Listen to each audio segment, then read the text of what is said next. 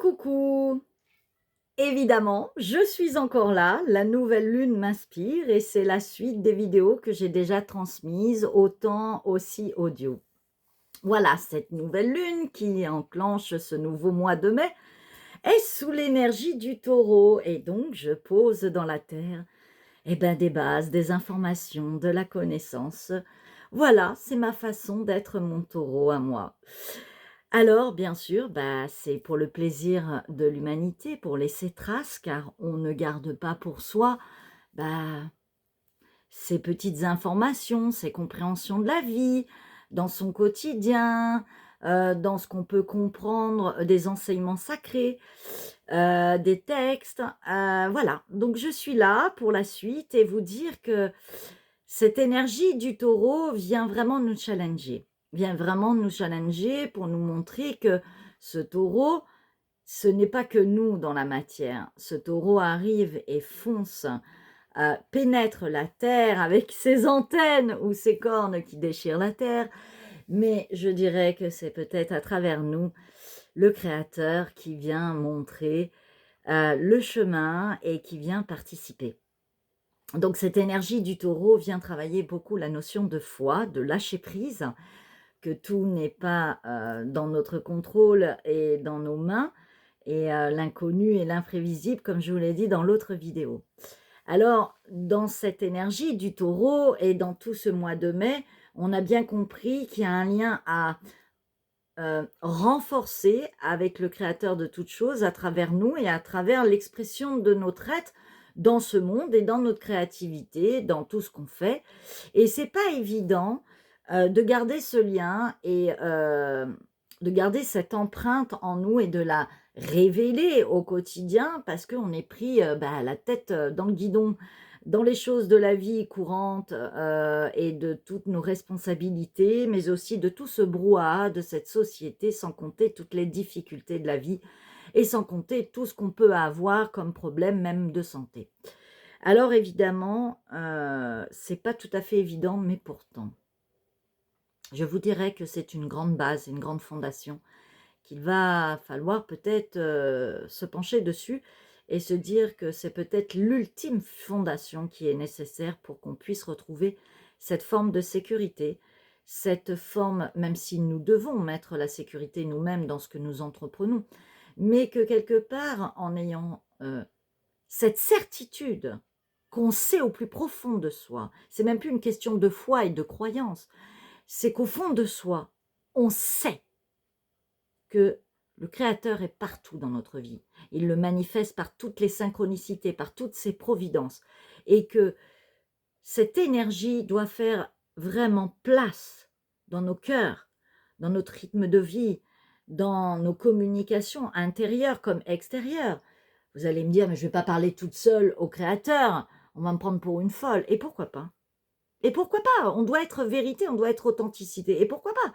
Vous n'êtes pas obligé de parler à voix haute, sauf quand vous êtes seul ou quand vous êtes entouré de gens qui comprennent exactement ce que vous êtes en train de faire.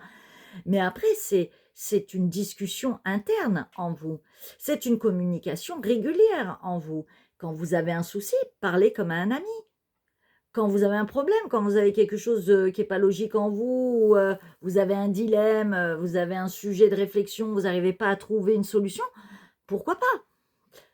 Ce que je veux vous dire, c'est que vous ne serez plus jamais les mêmes. Les énergies sont en train de changer et vous voyez bien qu'il y a quelque chose que vous n'arrivez plus à contrôler, même dans vos façons de faire, de penser, de rythmer votre vie, de l'organiser, même le visage de votre monde autour de vous, et même les gens qui changent, et même, je dirais, le monde autour de vous change.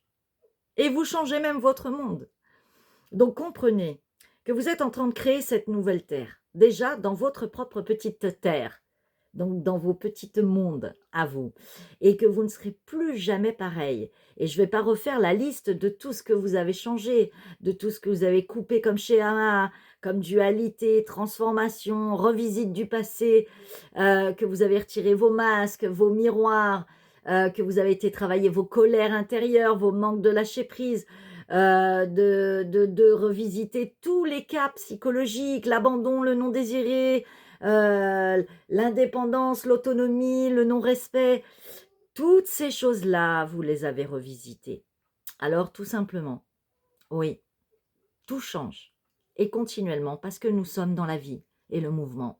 Sauf qu'il y a une donnée qui a changé, c'est que vous êtes de plus en plus en train de prendre conscience.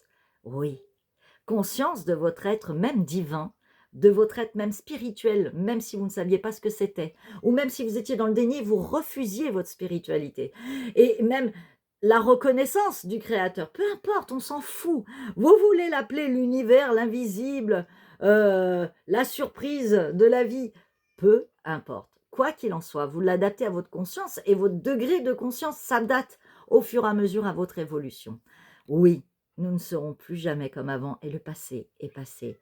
Cette foi vous pénètre complètement, cette vérité s'impose à vous, vous devenez de plus en plus authentique, vous ne pouvez plus vous retenir, vous avez besoin de vous exprimer, d'exprimer votre vérité, de recadrer les choses, autant à l'intérieur de vous que dans votre vie, mais aussi auprès de certaines personnes.